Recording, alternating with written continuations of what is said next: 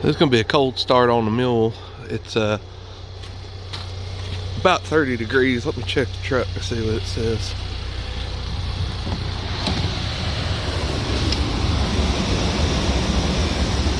Okay, so the truck says it's 33. As you can see, it's nice and frosty this morning.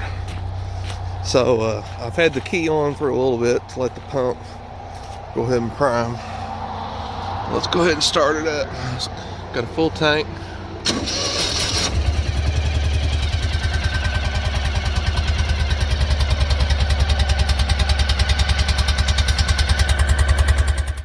I've hunted with the Mule for a deer season so far, just this first season,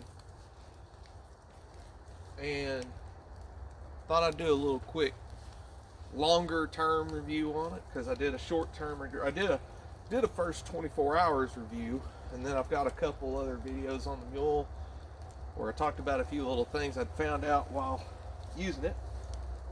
This is going to be my long term review since we've gone through a season with it.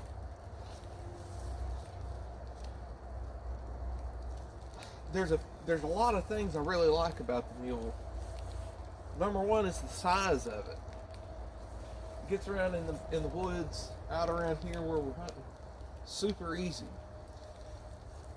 My wife killed a deer about a month ago when she shot it with her 6.5 Creedmoor. It ran about 40 yards. Ran off in some woods about like this right here. With this little Mule, I was able to drive right through these woods, get to the deer, and load it up. Which, you know, there's something to be said for the smaller side-by-sides. I remember when the Honda Big Red came out, it was just huge, and everybody said it was way too big, and it didn't sell. But if you look at the side-by-sides that are out there today, they're bigger than that. They're way bigger than even the Big Red was. They're huge, and they keep getting bigger, and they keep getting more expensive. This is something you can take out here and just go anywhere you need to go. It's not anything you want to go just have fun on, because this is probably the least fun side-by-side out there. But it's probably the most usable and the most reliable. There's a lot of things about it that I really like. There's some things though that I don't. The main problem I have with this thing is just the overall build quality of it. Just small stuff like this little plastic end cap on here. I lost one of mine. My dad bought a Mule the same as mine. Bought it at the same time that I bought mine. We both went and got one. He lost one of these too. He lost one and I lost one. So those fall out real easy. Let's see.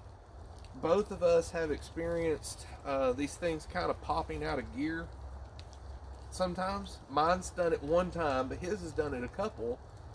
Where you'll be driving along just fine, and all of a sudden it just pops out of gear for some reason, and you got to stop, put it back in gear, and go on. My dad's has had a lot more little quirks like that than this one has. He had one time where the throttle was stuck all the way open. I have no clue. I pulled the bed up, looked back here on the engine, and found the throttle linkage and all that. It wasn't stuck open. There wasn't anything holding it open. It just for some reason was idling super duper high, and if you put it in gear it would just take off. I kind of don't know what the deal was with that. My dad's right here on the shifter. His shifter knob came off. I mean, his is a brand new 2020 just like mine is. It's not the XC model, it's just a regular Mule SX. But yeah, he's had quite a few more problems than mine. And let me show you one thing on mine that I've noticed, and I don't know how this happened, but I do know of one other guy who something like this happened to. Let me move my rifle because I'm about to lift the seat. And these trees. So under the seat, right here's the gas tank. Look at that connector. You see that? Oh, gosh. Sorry, guys. See that right there? See how that's broken? I have no idea how that happened, but it sure as hell did. And it's part of, like, I can't just take this off because it's part of the bottom. It's just on a little hinge. And I don't really want to replace this whole connector because it's part of the harness. You'd have to pigtail or something. I don't want to do that. One thing about these, I really wish right in here, I think you can buy an accessory little, it's like a little bucket or something that goes right here, and you have some storage under your seat. That's cool and all.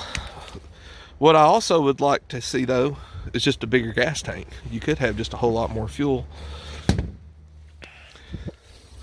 For just getting me out to my stand, like, one tank of gas in this thing has lasted just about all season. So on one hand, I'd like to see a bigger tank for when I go back roading in this thing, but on the other hand, just running to a deer stand and back, or running from one end of our property to the other, there's really not a need for it.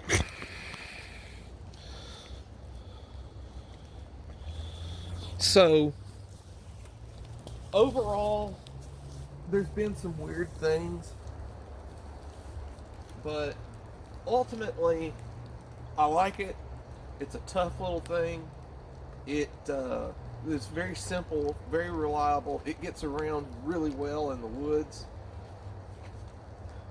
and I like it. It is hard to steer sometimes, especially if you've got four-wheel drive on and it's cold in the morning and you only got, you're trying to hold your rifle or hold your coffee or something, and you're sitting right, hip to hip with somebody, and you're trying to turn. It can be hard to turn sometimes. I do think power steering would make these things just on another level. They'd just be great. But let's take it out. I'm going to show you some of the stuff that this goes through every time we come out here, and let you see what this thing can do as far as being a hunting vehicle.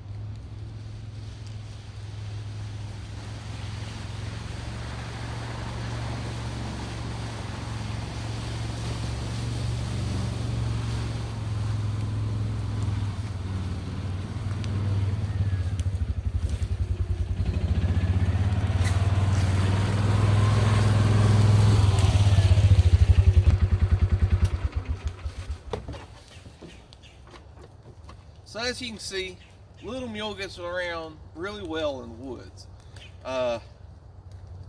If you just need something to get you to a deer stand and back, maybe you and a buddy, these are a great little machine. There's a few things that I wish was made better on them, but kind of made up for by the fact that they're so simple. It's an air-cooled engine. It's fuel injected.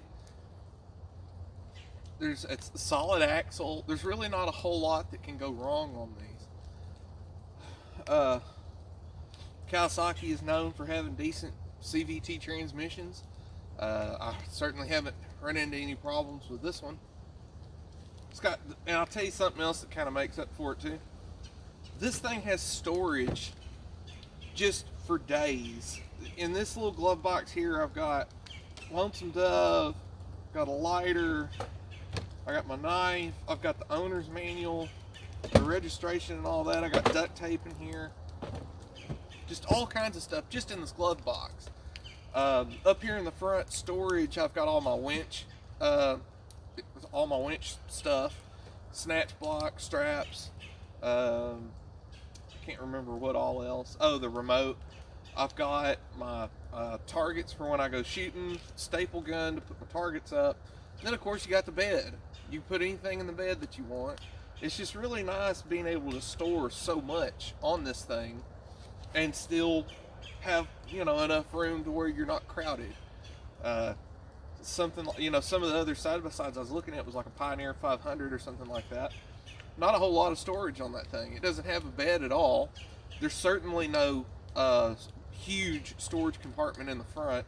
It might have a glove box. I don't know how big it is or deep it is, but this just has storage just completely out the ass. It's got so much storage.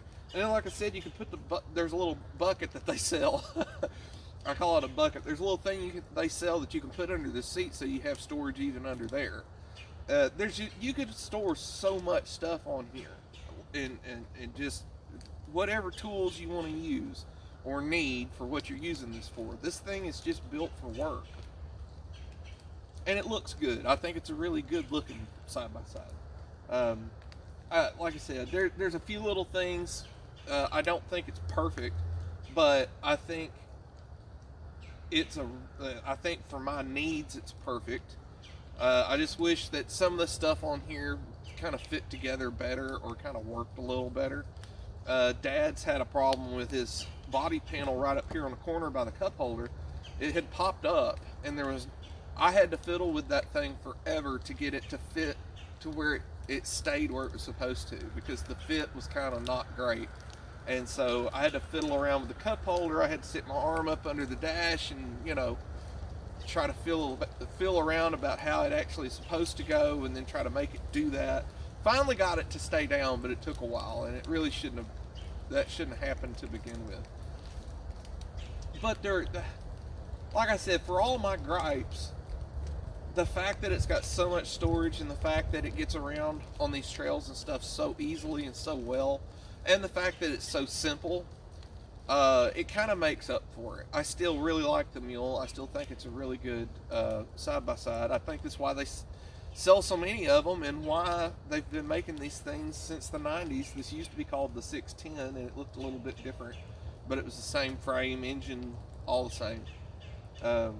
I really like it. I would say if you're going to get a Mule SX, I would say you should get the XC model, because the XC comes with 26-inch tires, but also different shocks all around too. So it sits about 1.5 inches or 1.7 inches taller. The ground clearance is over 1.5 inches taller, which makes a difference. The little bridge back here that I went over, my dad's SX is not the XC model. It's just the regular SX. He bottoms out on that bridge. Now he still gets across it, but he does bottom out, but not a big deal. But anyway, I would suggest, that you get the XC with the bigger tires. So far I've got 31.5 hours on this machine so far. I filled it up a couple weeks ago, and it's still got a full tank, even though I've been out here 2 or 3 times since then. Really good little machine. Really good little machine. So, that's my long-term review on the Mule. It's not perfect, but it's still a very good machine, and I just think they work. It's one of those things that it just flat out works. It's like the 30-06. It's not the newest thing out there. It's not the new hotness anymore, but it just flat out works, and that's why people still buy them. So we'll check you on down the road. We'll see you later. Y'all have a good one. Bye.